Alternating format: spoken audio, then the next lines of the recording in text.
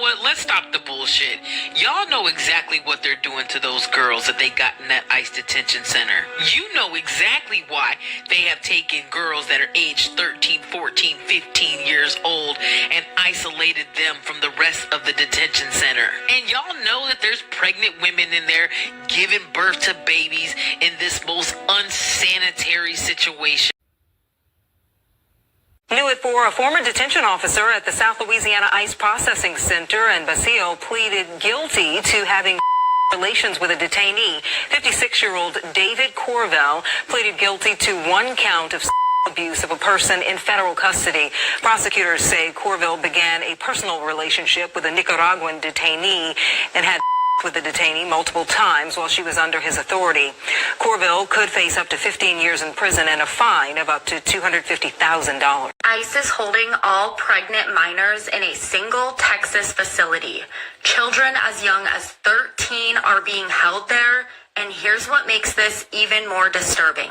At least half of them are pregnant as a result of rape, and they're being held in a state under a total abortion ban with no exceptions. In the past, pregnant minors were placed in foster care or shelters equipped to handle high-risk pregnancies. That changed when the Trump administration ordered all pregnant children be placed into the San Benito program moving forward, despite internal findings that the facility isn't equipped to care for them. Now, experts are sounding the alarm.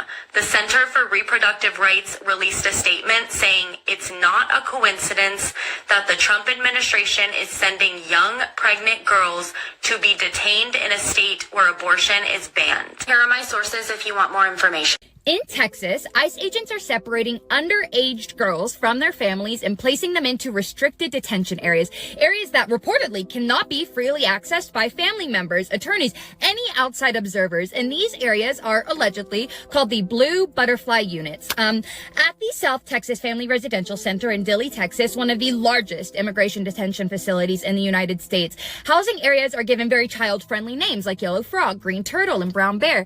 But one unit in particular has been standing out to a lot of people, and that is the Blue Butterfly Unit. And the symbolism behind that name is very deeply disturbing if you are at all familiar with the Epstein case currently playing out in the United States.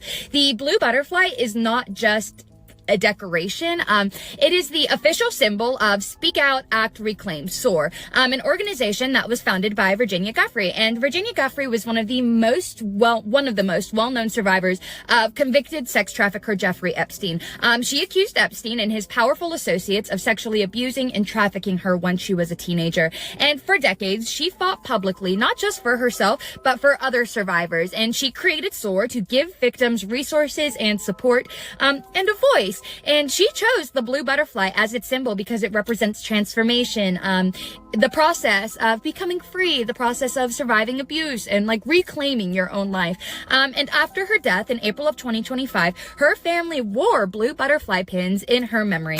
To survivors, the blue butterfly means survival, like it means freedom and escape from abuse. So why is that exact symbol now reportedly being used to label restricted detention housing for underaged girls held in federal custody by U.S. Immigration and Customs Enforcement? And this week, international human rights observers and officials at the United Nations began using extremely strong language to describe U.S. immigration detention conditions, warning about the lack of transparency and the oversight and the treatment of the detainees here. And I think that's important because throughout history, there is a very clear and documented pattern when governments detain populations, especially women and children, and they separate them first, because separation removes witnesses, it removes protection, it can remove accountability. And history has shown that when vulnerable people are isolated in detention systems, whether it's prisons or camps or government custody, they have faced horrific abuses, including aggravated sexual abuse,